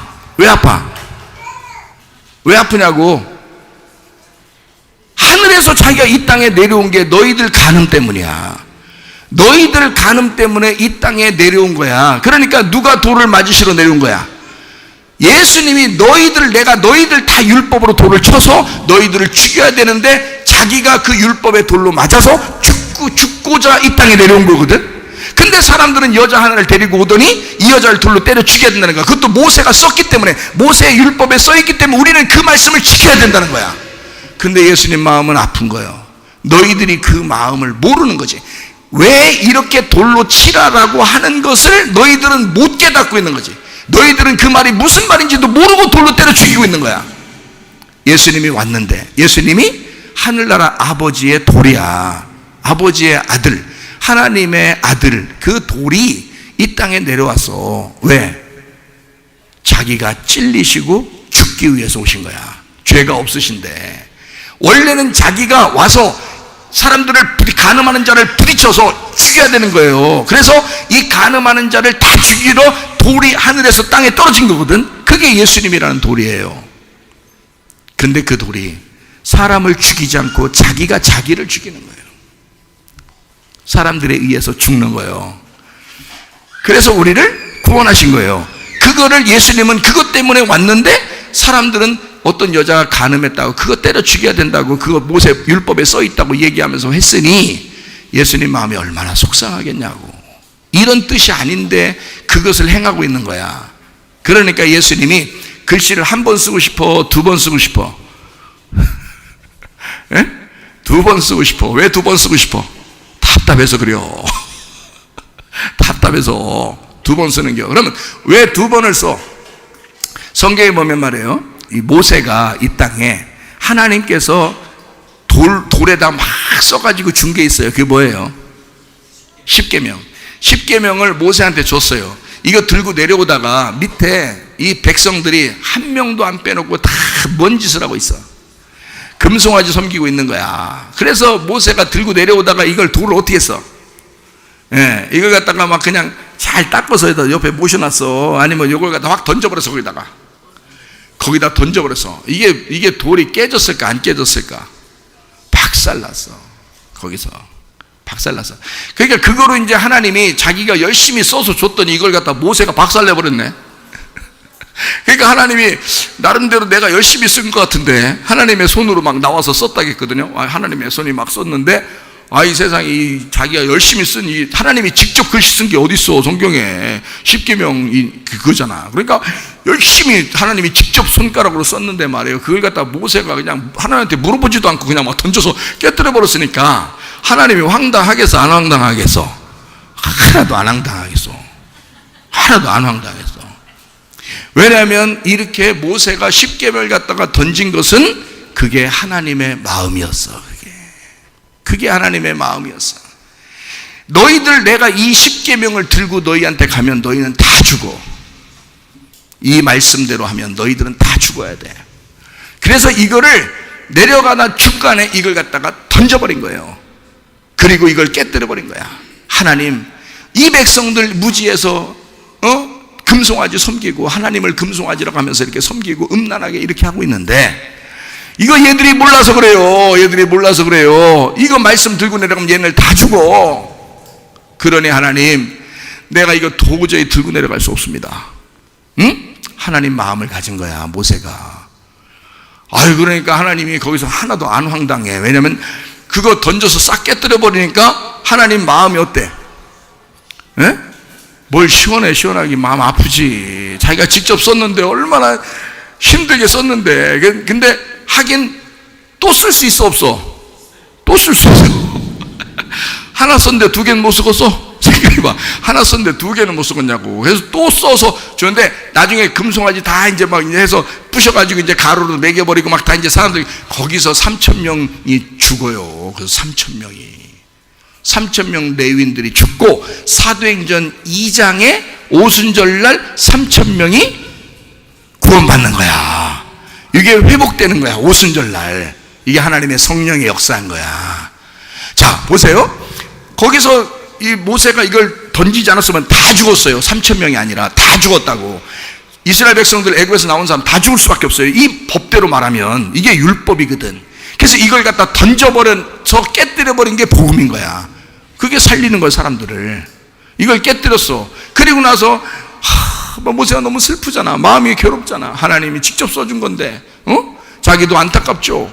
그래서 막 괴로워하니까 하나님께서 어떻게, 야 모세야, 너무 거기 괴로워하지 마. 다시 내가 너에게 말씀을 준 거기로 다시 올라와라. 올라오라 해서 올라오면 내가 다시 글씨를 써서 주겠다. 근데 그때는 내가 이 돌판도 내가 그때는 처음에는 만들어줬잖아요. 2번째는 네가 깎아서 가져와라. 야, 서로 수고해야지. 지난번에 내가 혼자 다 했잖아. 내가 지난번 혼자 다 했는데 이번에는 아니야. 네가 왜 깨뜨려 그걸. 승질난다고 그걸 왜 깨뜨려. 안 되니까 너도 그거 깎아와. 그거 깎아가지고요 밑에서부터 산까지 올라가려면 이거 얼마나 힘들겠어. 그 돌멩이를 그거를 막 깎아가지고 이제 또 들고 올라갑니다. 올라가서 거기다 다 놓고 하나님 다시 한번 써봐요. 그러니까 하나님이 또 싹 또 써가지고 이걸 갖다 들고 내려와서 이거는 법궤 안에다가 집어넣어놨어요. 덮어놨다 이 말이야. 뚜껑을 덮어놨다 이 말이야. 이 뚜껑 열리면 다 죽는다. 이 뚜껑을 덮어놔서 이 뚜껑 덮어놓고 이 뚜껑을 뭐라고 했냐면 속죄소 시은좌, 하나님이 너희를 용서할 것이다. 은혜를 베푸실 것이다. 이거 나오면 다 죽어. 이거 덮어놓겠다. 내가 덮어놓고 너희들을 사랑하겠다. 그 말이에요. 내가 덮어놓고 너희를 사랑하겠다. 그렇게 한 거. 이게 몇 번째 돌판이라고요? 거기다 집어넣은 게 2번째 돌판이라고. 첫 번째 돌판은 깨뜨려 버렸어요. 그걸 하나님이 만약에 깨뜨리면 절대 안 되는 거라면 이거를 탁 던졌을 때 하나님이 구름이 싹 와가지고 딱 건져서 다시 너 왜 그래? 그러면서 모세한테 너 왜 이래? 이런 식으로 하지 마. 응? 내가 쓸 때 얼마나 힘들었는데. 다시 이걸 갖다 싹 건져가지고 모세 앞에다 딱 갖다 놓고 또 모세가 아니에요 하나님 하면서 또 확 던지고 또 하나님이 싹 나타나가지고 싹 걷어가지고 또 싹 옆에 딱 갖다 놓고. 이거 몇 번만 하면요 모세가 힘들어서 못 뛰어도. 그러면 그거 보존할 수 있거든요. 근데 깨뜨려 버릴 때 그냥 둔 거야. 왜냐하면 그거는 깨져야 되니까 그런 거야. 성경은 어떻게 되어 있다고요? 너희를 찢으셨으나 다시 꿰매 주신다 그랬잖아. 하나는 깨뜨려야 돼. 하나는 너희를 위해서 깨뜨려야 돼. 하나는 너희를 위해서 보존시킨다 그 말이야. 무슨 말인지 알겠죠? 성경이 그렇게 돼 있구나. 그래서 첫 번째 깨뜨리는 걸 그냥 뒀구나. 그리고 2번째 만든 것은 그대로 보존시키는구나. 그것도 뚜껑 덮고서 보존시키는구나 라고 하는 것을 우리에게 말씀하고 있죠. 그죠? 그래요. 하나님이 그렇게 하시는 거야. 그래서 여기 요한복음 8장에는요 다시 몸을 굽혀 손가락으로 땅에 쓰시니. 예수님이 이 땅에 내려와서 글씨 쓴 게 몇 번 있어? 어서 맨 볼펜 가져오라고 해서 글씨 쓰고 다니시고 그랬겠어? 예수님이? 야 공책좀 가져와봐. 요 노트하고 야 저기 그 볼펜하고 몇 개 가져와봐. 그때 연필이면 연필 몇 자루 가져와봐. 글씨 확 써버릴 테니까 내가 그냥. 그러면서 예수님이 어디다 글씨를 뭐 쓴 적이 있어요? 없어. 땅바닥에다 쓰는 겨. 땅바닥이 뭐니까? 내 마음이니까. 내 마음판에 그거를 쓰는 거야. 근데 이거를 몇 번 써? 2번 썼다고 나오잖아. 2번. 왜 하필 2번 써? 십계명도 2번을 썼잖아. 그죠? 왜 2번을 써? 첫 번째 거는 율법이야. 2번째 거는 복음이야. 첫 번째 거는 너희를 죽이는 거야. 찢는 거야. 2번째 거는 너희를 치료하시고 꿰매 주시는 거다 이 말이야. 그러니까 자, 2번 쓰고서 용서가 이루어지는 거야. 2번 쓰고. 무슨 말인지 알겠어요? 예수님이 요한복음 8장에 2번 글씨를 쓰는 거야. 자, 죄 없는 놈이 한번 쳐봐 그러잖아요. 8장 7절에 죄 없는 자가 먼저 돌로 치라 그러잖아요. 그러면 죄 없는 자가 돌로 쳐라 그랬으니까 죄 있는 자는 돌로 칠 수 있다 없다? 없다. 자, 죄 있는 사람은 뭐 해야 된다 그럼? 마저 죽어야 된다 그 말이지. 자, 죄 없는 사람이 돌로 쳐라 그런 거고 죄 있는 사람은 마저 죽어야 된다 그 말이에요. 그죠? 무슨 말인지 알겠죠? 그러면 죄 없는 자가 한번 쳐봐 그랬어요. 그럼 죄 없는 자는 지금 누구밖에 없어요? 예수님 그리고 그 여자가 지금 현장에 잡혔잖아. 죄가 다 드러났잖아. 머리끝에 발끝까지 문둥병이 걸려 있잖아. 그걸 다 봤잖아. 사람들이 다 봤으니까, 다 드러났으니까, 죄가 까발려졌으니까 죄가 없는 거란 말이에요. 근데 다른 사람들은 다 자기 옷을 입고 있단 말이에요. 자기 율법의 옷을 입고 있단 말이에요. 자기 선악과의 옷을 입고 있단 말이에요. 비판하고 판단하고 다 하고 있단 말이에요. 선악과의 옷을 입고. 그죠? 그 사람들은 죄가 있는 거지. 그 사람들은 뭐야? 죄 있으니까 뭐 맞아야 돼? 돌 맞아 죽어야 돼. 어떤 돌? 돌이 뭐라 그랬어요? 예수님이잖아. 하나님의 아들이잖아. 하나님의 아들은 돌로 이 땅에 내려왔잖아. 뭐 한다고? 죄 있는 놈을 돌로 때려 죽이기 위해서 왔잖아. 그죠? 근데 그 돌을 누가 맞았다고? 예수님이 자기가 맞았다고. 죄 없는데 자기가 맞았다고. 누구를 위해서? 옷 벗겨진 가늠한 여자를 위해서 맞았잖아. 이해가 돼요? 자, 그러니까 자기가 죄가 드러나 회개한 사람은 용서를 받는 거야. 근데 회개하지 않으면 죽어야 될 사람이야. 그게 죄가 있는 사람은 죽어야 되는 거예요. 죄 없는 자는 부활한 사람이요. 죄 없는 자는 죽었다가 살아난 사람이요. 회복된 자, 죄 없는 자가 회복된 자요, 부활한 자요, 하나님의 아들이요. 그렇죠? 그러니까 돌로 칠 수 있는 자격을 가진 자는 하나님의 아들밖에 없는 거야, 거기서. 그렇죠? 이 땅에 내려온 하나님의 아들밖에 없는 거예요. 죄 없는 어린 양, 그 예수가 대신 돌을 맞으셨다. 그러므로 이 사건을 끝냈다. 어차피 누군가는 돌을 맞아야 끝나는 게임이야. 그렇죠? 누군가는 돌을 맞아야 이 법이 딱 종료되거든요. 그때 예수님이 자기가 맞겠다는 거예요. 내가 이 사람을 대신해서 내가 맞겠다 이가. 그리고 이 법을 종료시켜 주세요. 그래서 딱 종료됐단 말이에요. 엔터 눌러서 딱 종료했어요. 하나님이.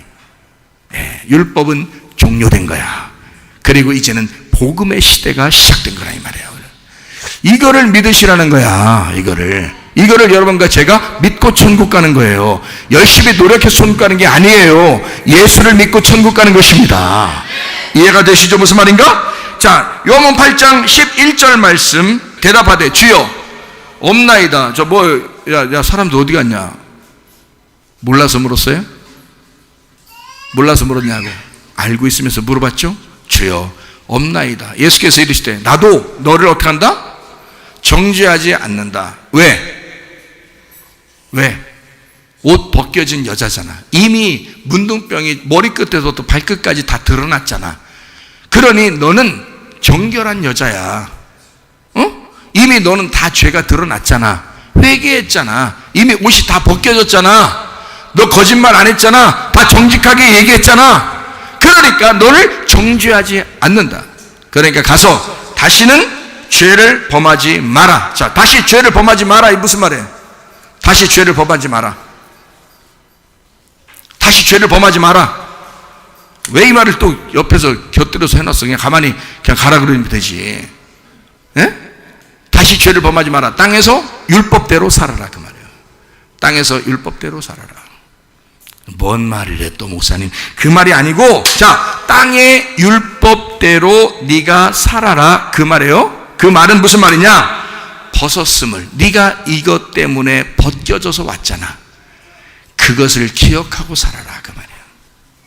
그걸 기억하고 살아라. 지발 그걸 기억하고 살아라. 다시는 죄를 범치 마라. 관역에서 벗어나지 마라. 하나님의 마음에서, 하나님의 그 마음 그 가운데에서, 그 중심에서 벗어나지 마라. 그게 죄야. 그러니까 거기서 벗어나지 마라. 세상 옷 입고 살지 마라. 그 말이에요. 무슨 말인지 아시겠죠? 그래서 율법대로 살되 그 율법이 뭐라고? 너를 옷 벗기는 율법임을 깨닫고 그걸 늘 기억하고 너 때문에 십자가 못 박혀 돌아가신, 너 때문에 돌로 맞아 죽으신 그 예수, 하나님의 아들이 이 땅에 내려온 그 아들을 기억해라. 그 죽음을 기억해라. 그게 예수님의 주의 만찬이에요. 그 떡과 피, 주님을 기억하라 그러잖아. 주님을 오실 때까지 기억해라. 그게 그래서 그런 거예요. 그리고 복음으로 살아라. 하늘의 복음으로 살아라. 땅의 복음은 율법이죠. 하늘의 복음은 복음입니다. 은혜입니다. 하나님의 사랑입니다. 그 복음으로 살아라. 다시 말하면 새 옷을 입었음을 기억하고 살아라. 그 말이에요. 자, 다시 말합니다. 다시 죄를 범치 마라. 그 말은 뭐라고요? 땅에서 율법으로 네가 벗겨졌음을 기억하고 살아라. 또 하나는 그 말은 다시 말하면 무슨 말이라고요? 하늘에 새 옷이 입혀져서 내가 너에게 새 옷을 입히고 그렇게 살도록 원한다는 사실을 네가 기억해라. 그 말입니다. 자, 말씀을 좀 정리합니다.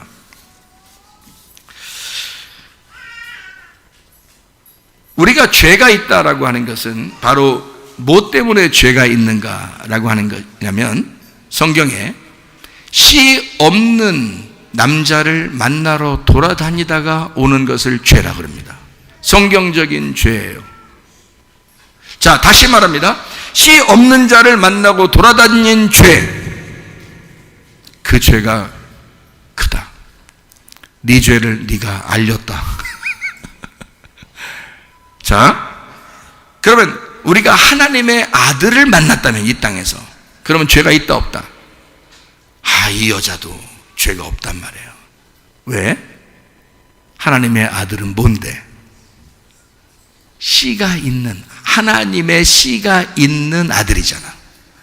유일하게 하늘에서 이 땅에 내려오신 그 아들만 하나님 아버지의 씨가 있단 말이에요. 그래서 하나님의 아버지의 씨를 가지고 내려온 그 아들을 만나는 거 말고 씨 없는 남자를 만난 게 죄라 이거야. 간음이라 이거야. 하나님의 아들을 만나면 어떻게 해? 하나님 아버지의 유일한 씨를 가진 그 남자를 만나면 죄가 없다 이거지. 그러니까 간음한 여자가 예수님 만나니까 죄가 없더라. 자, 신부가 누구를 만나길 원한다고요? 신랑 만나길 원하죠. 물론 신부니까 신랑 만나길 원하죠. 어떤 신랑을 만나길 원하나요? 예? 씨 가진 신랑을 만나길 원하죠. 그러면 자, 누구 닮은 사람을 보통 여자들이 만나고 싶어 해요? 누구 닮은 사람 만나고 싶어 한다 했잖아요. 아빠 닮은 남자친구를 만나기를 원해요, 사람들이. 근데 아빠가 그걸 잘못 알려줬으면 어떻게 해? 아빠가 폭력 빼고 막 나쁜 짓만 하고, 그러면 그 딸은 오히려 남자를 만나는 것보다는 여자를 만나기를 좋아한다 그랬죠? 그게 편하다는 거죠. 무서우니까. 남자가 무서우니까. 그러면 아들은 어떻게 해? 여자가, 엄마 아빠가 싸우는데 엄마가 맨날 이겨. 그러면 아들은 어떻게 해? 여자 만나는 게 무서운 거야. 차라리 남자친구들하고 노는 게 훨씬 재밌는 거야. 그러니까 어느 정도 사춘기가 지나서, 사춘기 정도 이렇게 지나잖아요. 우리 사춘기가 우리나라 몇 년도에 오냐면 그 초등학교 5학년 6학년 때쯤 사춘기가 옵니다. 그때쯤 되면 남자는 여자가 생각나야 돼요. 여자아이들은 남자가 생각나야 되거든요. 근데 그게 잘 생각이 안 나거든. 여러분의 가정 뒷조사를 해보시면 알아. 그러면 틀림없이 부모가 뭔가 문제가 있었던 거야. 부모가. 그렇지 않으면 사춘기 때를 지나, 초등학교 5학년 6학년 지나 이제 중학교 올라가면서 이러면 남자는 여자를 생각하게 돼 있고요, 여자는 남자를 생각하게 되는 정상적입니다. 너 왜 여자 생각해? 이렇게 하면 안 됩니다. 너 왜 남자 생각해? 그러면 안 돼. 왜 당연한 거지. 얘가 지금 자라나는 그 과정인데, 그 당연한 건데, 그걸 갖다 이상하게 보면 그 이상을 보는 그 네가 더 이상한 거예요. 그런 게 아닌 거예요. 정상이란 말이에요, 이게. 그때 제대로 남자친구, 여자친구를 못 만나고 자꾸 남자에 대해서 무서워하고 여자에 대해서 무서워하고 이러면요, 이게 청년기까지 간다. 그러다가 또 이제 나이가 더 먹은다. 그러다가 결혼 늦게 어느 날 만나겠지 하다가 못하는 경우도 있어요. 안 돼. 그러면 안 돼. 어릴 때부터도 그런 것도 교육이야. 가르쳐줘야지. 건전하게 잘 만날 수 있도록. 자, 그러면 여자는 어떤 사람을 그리면서 만난다고요? 아빠 같은 사람을 만나야 되겠다라고 그리면서 만난다고. 그죠? 그러니까 잘못된 사람 말고요. 잘못된 사람 있으면은 막 못 만난다고요. 대부분. 그런 사람들은요. 근데 정상적이라고 보고, 우리가 지금 정상적인 부모님에게서 우리가 왔다고 보고, 그래서 우리가 이제 남자를 구할 때 누구 닮은, 아빠 닮은 남자를 구한단 말이에요. 자, 우리 여자들한테 이제 물어봅시다. 여자들이 남자를 만났어요. 그리고 결혼합니다. 그럼 여러분, 결혼이 뭔지를 아시고 결혼해야 돼. 그죠? 모르고 결혼했다가 여기 와서 처음 듣는 사람들 많죠? 모르고 결혼했다가 여기 와서 이런 말씀들 처음 듣는 사람들 많아. 그러니까 문제가 없어요. 그런 분들도 말씀을 듣고 있으니까. 자, 보세요. 여자가 남자를 만났어요. 아빠 같은 남자를 만나기를 원해서 만났단 말이에요. 그러면 자, 남자는 어떤 남자가 돼야 돼요? 여자한테 어떤 남자가 돼야 돼? 네? 아빠 같은 남자가 돼야 돼요. 그죠? 아빠 같은 남자가 돼야 돼. 그러면 아빠가 안심이 될까 안 될까? 안심이 되겠죠. 아빠 같은 남자가, 아빠가 좋은 사람이야? 정상적인 사람이야? 그래서 그 아빠 같은 남자를 만나서 아빠 같은 남자가 아빠처럼 해주면, 그러면 이제 안심을 느끼는 거예요. 그렇죠? 그러면 아빠 같은 남자를 만나면 아빠를 만나지 왜 남자를 만나? 남자친구를? 그냥 아빠 만나고 살지. 아빠랑 같이 있지 왜? 오랫동안 결혼 안 하고 그냥 혼자 아빠 좋은데 아빠랑 같이 있지. 왜 남자랑 같이 있죠? 응? 그게 신랑이야. 신랑인데. 잘 봐요. 제가 이 관계를 설명해 드릴게요. 남편은, 잘 들으세요 여러분. 남편들이요. 잘 들으세요.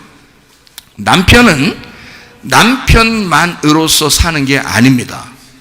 여러분. 남편은 아내를 위하여 아버지가 되셔야 돼요. 여자는 아빠를 기대하고 남자를 만난 거야. 잘 들어요. 제가 지금 얘기하는 거를, 여러분, 제가 이제 딸을 둔 아빠로서도 얘기하지만 여러분에게 이게 말씀의 그 가르침입니다. 예수님하고 하나님하고 같은 분이에요? 다른 분이에요? 같은 분이에요. 그죠? 그럼 예수님을 우리는 뭐라 그래? 우리 신랑이라 그러죠? 남편이라 그러죠? 그러면 예수님하고 하나님하고 같은 분이면 하나님을 우리는 뭐라 그래? 예? 하나님을 아버지라 그러죠? 하나님을 아버지라 그러잖아. 그러면 나는 동시에 내 남편을 만나면서 내 아버지를 만난 거야. 맞죠? 자, 예수님과 하나님이 같은 분이라며 무슨 말인지 이해가 돼요? 그러면 남자는 어떻게 해야 돼? 그냥 남편으로서만 살아야 돼? 아버지처럼 살아야 돼? 아버지가 딸한테 대해주는 것처럼 살아야 되는 거야. 여러분, 아버지들이 얼마나 딸을 사랑하는지 아시죠? 여러분, 아버지들이 딸을 얼마나 사랑하는지 아시죠? 뭐 실수하고 뭐 웬만한 잘못 같은 거 다 넘어갑니다. 여러분, 그것도 애가 어느 정도 크잖아요. 그 애기 때나 조금씩 혼내면서 잡아주려고 그러지. 좀 크면요 그렇게 친하고 싶고 그렇게 그냥 같이 있고 싶고 그래요. 그 아빠가 딸하고.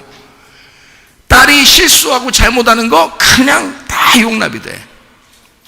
알아요? 그러면 남편이 자기 부인한테 어떻게 돼야 돼? 남편만 되는 게 아니라 뭐처럼 돼야 된다고? 아빠가 돼야 되는 거예요. 그래야 맡겨줘. 야, 결혼할 때 보세요. 결혼할 때 신부를 누가 데리고 가나요? 아버지가 되면 어떻게 이렇게 잘하시다? 아버지가 신부를 데리고 와요. 그죠? 신부를 데리고 이제 아버지가 다 간단 말이에요. 이렇게 가죠. 가다가 이제 그냥 다시 또 뒤돌아 다시 나가요? 그런 아버지 봤어요? 예? 신부랑 같이 들어왔다가 신랑이 인사하죠, 그죠? 한두 걸음 이렇게 나와서 인사한다고요. 왜냐면 거기서 기다릴 수가 없는 거야. 우리 주님이 하늘에서 이 땅에 내려 우리를 만나실 때 막 그 공중에서 우리를 만나신다는 게 그런 의미예요. 그래서 여기서 막 달려오듯이 와가지고 막 인사하고 막 이제 신부 달라고 그러잖아요. 그랬더니 그 신부 아버지가 내가 줄 줄 알았지? 그러더니 딱 뒤돌아서 하더니 딸하고 둘이 싹 나가버렸어요. 자, 그런 아빠 봤어요? 못 봤죠? 그죠? 그러면 오다가 뒤로 돌아가지 않고 여기서 신랑한테 넘겨줘, 안 넘겨줘? 넘겨주죠. 넘겨주는 이유가 뭐야? 여러분, 넘겨주는 이유가 뭐야? 이 딸을 지금 누구처럼 해달라는 거야? 아버지처럼 해달라는 거야. 아버지가 지금까지 내가 이 아이를 키워왔으니 이 딸을 아버지처럼 네가 해줄 수 있으면 맡기겠다는 거예요. 무슨 말인지 아셔요? 근데 여기 결혼한 여자들을 비롯해서 남편들이 함부로 대해야 안 돼. 만약에 이 여자들의 아버지가 같이 산다면 아버지한테 그렇게 하겠어? 장인어른한테 사위가 막 함부로 하겠어? 못하는 거지. 그렇죠?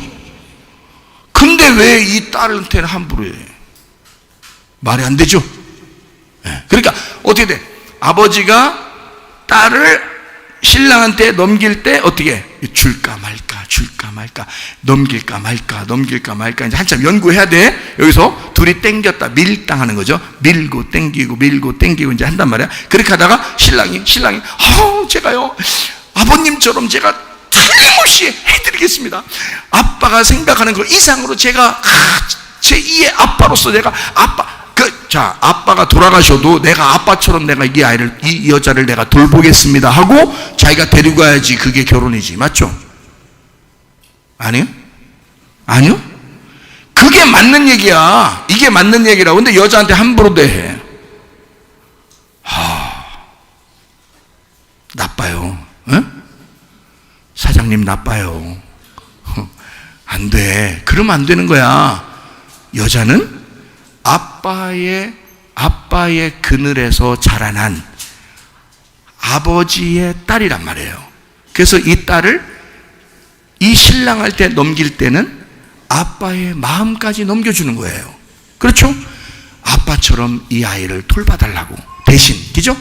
아빠가 같이 있으면 좋겠는데 네가 같이 있으니 내가 조금 뒤로 물러나서 보고 있겠다는 얘기죠. 그죠? 네가 같이 있으니 안심된다. 그래서 그 남편한테 넘겨주는 거잖아요. 그죠? 그렇게 해야 정상이라고요. 근데 여자들을 함부로 대하는 남자들이 꽤 많아. 자, 우리 교회 와서 교육 받아야 돼, 안 받아야 돼? 교육 받아야 돼. 자, 남편은 뭐니까? 아버지니까. 아버지가 남편이니까. 신랑은 그러니까 남편이면서 뭐다? 아빠다. 아빠면서 남편이다. 이렇게. 그래서 제가 제 아내한테 어떻게 대하냐면, 내가 때로는 남편이지만 나는 아빠처럼 대합니다. 다시 말하면 내가 보호자예요. 내가 보호자. 아빠 같은 보호자예요. 내가 보호해 줘야 된다는 거죠.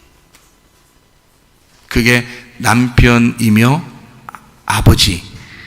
그게 예수님이면서 하나님이시란 말이에요. 무슨 말인지 아시겠죠? 네. 자, 남편이요 아빠에게 결혼할 때 인수인계합니다. 그게 신랑한테 주는 거야. 뭐 해달라고? 남편만 돼달라고? 아니, 아빠처럼 돼달라고. 맞죠? 자, 남편은 뭐가 돼? 성경적으로 보면 남편은 어떤 식으로 사는 게 남편이야? 예? 친구야. 친구. 그래서 친구처럼 대해야 되는 거야. 남편과 아내는 친구처럼 지내야 되는 거예요. 그게 남편과 아내인 거예요. 남편은 친구가 돼야 돼. 룻이라는 여자 있죠? 그게 친구라 그랬잖아. 그러니까 나이를 불문하고 나이가 많든 적든 상관없이 남편과 아내가 나이 차이가 있든 없든 상관없이 둘이 친구가 돼야 되는 거야. 가장 말이 통해야 되는 거야. 그죠? 친구처럼. 그러면서도 친구면서 아버지가 돼야 되니까 아버지는 뭐 해야 돼? 아버지는 뭐 하는 걸 아버지라 그래? 보호자는 거지. 보호자. 보호해 줘야 되는 거지. 친구지만, 친구 같지만 친구처럼 친하면서 보호해 주는 사람이 돼야지. 그게 누구시라고요? 하나님 아버지시라고요. 그거를 이 땅에서 그 신랑을 만나도록 도와주는 자, 그를 하나님의 아들이 우리에게 보내신 분이 있어요. 그게 누구예요? 성령님이요. 성령님이 이 땅에 와가지고 누구를 신랑에게 데려가려고 온 거예요? 신부를 신랑에게 데려가는 거야. 그래서 성령이 오셔서 그 성령님이 나를 뭐해? 신랑에게 데려가려니까 뭐 해야 돼? 그래서 신부? 준비하는 거지. 신부 준비해서 주님을, 신랑을 만나도록 하는 거잖아. 그럼 신부 준비할 때 가장 중요한 게 뭐예요? 신부 준비할 때 가장 중요한 게 뭐예요? 신부는 뭘 준비하고 있어야 돼? 기름등불 준비하라고 그랬잖아요. 기름등불 준비하라고 그랬잖아. 그럼 기름등불이 뭐예요? 성령님이요. 성령님. 말씀이요. 진리의 말씀이요. 그게. 그래서 올리브 기름만 사용해야 돼. 그건 순수한 말씀을 얘기하는 거야. 깨끗한 진리의 말씀을 얘기하는 거예요. 그걸로 준비하고 있어야 된다. 그러면 우리를 성령님이 데려가 가지고 주님 만나게, 신랑 만나게 하면 뭐가 일어나? 어린 양의 혼인잔치가 일어나는 거예요. 잔치하는 거예요. 신랑한테 신부를 데리고 가가지고. 자, 우리는 누구를 만났어요? 예수님을 만났어요. 이분이 진짜 아들이요. 진짜 아들하고 결혼하는 거예요. 근데 가짜 아들도 있나? 있어요. 그래서 이 세상에 있는 가짜 아들, 다른 종교를 따르는 자들, 하나님을 믿는다고 하지만 다른 씨를 가진 자들, 설교는 하고 있지만, 말씀을 듣는다고 하고 있지만 진리의 말씀이 아닌 이 세상에서 잘 살라고 하는 그런 어떤 이 세상의 엉뚱한 말씀들을 하는 그 사람들도 있다는 얘기야. 그렇죠? 그러면 그건 뭐야? 하나님으로부터 내려온 씨가 있어, 없어요? 없어요. 그런 남자를 만나는 거야, 사람들이. 그걸 뭘 하겠다고? 요한복음 8장에서는 어떤 여자라고? 간음한 여자라, 그렇게 말하는 거야. 그러니까 우리는 누구를 만나야 돼? 진짜 하늘로부터 씨를 가져온, 아버지로부터 씨를 가져온 그 아들을 만나야 돼. 그게 진리의 말씀이라 그러는 거예요. 자, 씨를 가진 아들을 만났다. 내 남편이 씨를 가진 아들이다. 그러면 그 아들을 낳은 자가 있어요. 누구예요?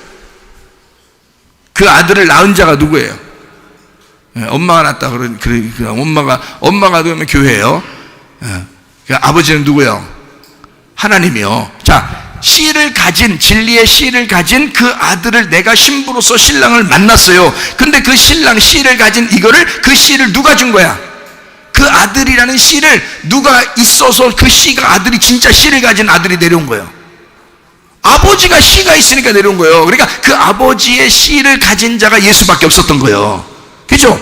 그러니까 아버지가 씨가 있는 거지. 그게 하나님이죠. 사람들은 아버지 하나님을 믿은 게 아니라 다른 씨가 없는 다른 거를 믿었다는 거지. 하나님이라고 말만 하면서 다른 종류를 믿고 있었던 거야. 그걸 성경에서 뭐라 그래? 음행, 우상숭배, 간음이라 그렇게 말하는 거라고요. 그럼 그것에서 벗겨내고, 자, 그런 남편들하고는 다 어떻게, 씨 없는 남편들하고는 싹 다 이혼해야 되겠죠? 이혼해야지. 그래서 이혼하고 누굴 만나야 돼? 두 번째 남편 대신 진짜 씨 가신 예수님을 만나야지. 그래서 오죽했으면 요한복음 4장에 사마리아 여자가 나오는데 그 사람은 몇 번 결혼했어? 6번 결혼했어요. 근데 다 씨가 있어, 없어? 씨 없는 남편을 만난 거야. 복음의 씨를 못 가진 그 남편들을 만난 거야. 그래서 그 남편들 다 저기 여자가 예수님한테 와가지고 예수님 만나서 뭐라 그래? 아, 나는 남편이 없어요. 그래요. 나는 남편이 없어요. 6명이나 있었으면서 자기는 남편이 없어요. 왜? 뭐가 없었기 때문에? 씨를 가진 남자들이 없었단 말이야. 그러니까 예수님 뭐라 그래? 내가 씨를 가진, 하늘의 씨를 가지고 이 땅에 내려온, 하늘의 물을 가지고 이 땅에 내려온 하나님의 아들이다. 내가 주는 물을 먹으면, 내가 주는 물을 마시면, 내가 주는 씨를 가지면 너는 내 하나님의 아들을 잉태하게 될 것이다. 그 여자의, 그게 7번째 남편이신 예수님이 되는 거예요. 요한복음 4장에. 자, 이해가 되시겠죠? 그래서 이분이 씨를 가진 아버지가 씨를 가져 살아있는 씨를 가졌으니까 아들이 새로운 살아있는 씨를 갖게 된 거예요. 그러니 아버지 없이 아들이 나올 수 있다 없다? 없다. 아들을 만났으면 그 아들은 아버지인 거예요. 그러네.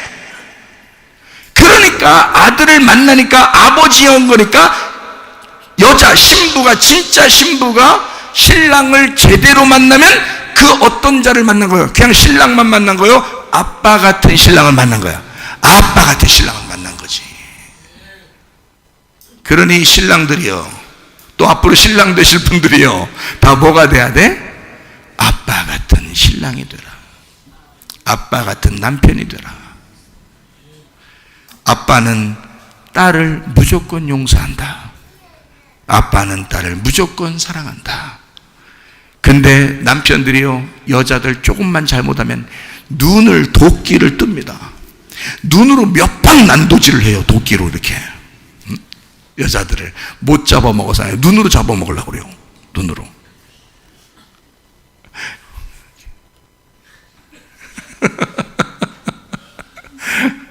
자, 남자들이요, 자신이 어떤 사람이 되어야 된다? 남편이지만 아버지가 되어야 된다. 아버지는 무조건 용서하고 무조건 사랑하고 무조건 보호한다. 딸을 이해돼요? 그러니까 자기 딸이 사랑받는 게 당연한 거야. 이해가 되죠? 그게 우리들 신부인 거야. 그 사랑받게 하려고 성령님이 우리한테 오신 거예요. 오셔서 우리 보고 이 성령이 그걸 가르쳐 주시는 거야. 너의 신랑은 아빠 같은 신랑이야. 그래서 하나님 아버지는 너를 보호하실 거야. 그 신랑 예수 그리스도는 너에게 씨를 전달해주는, 아버지의 씨를 전달하는 남편이 될 거야. 아, 놀랍죠? 그 주님 만나시고 기쁨으로 살다가 주님 만나시기를 바랍니다.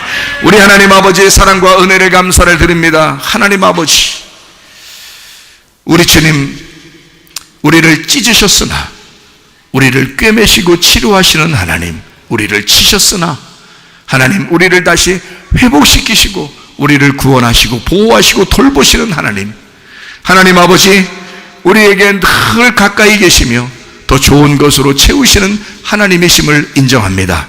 하나님, 주님을 의지합니다. 주님을 신뢰합니다. 주님을 바라봅니다. 선하신 하나님을 우리가 확신합니다. 그리스도 예수 안에서 그 주님과 동행하다가 주님 만나게 도와 주시옵소서. 예수 그리스도 존귀하신 이름 받들어 기도 올리옵나이다. 아멘.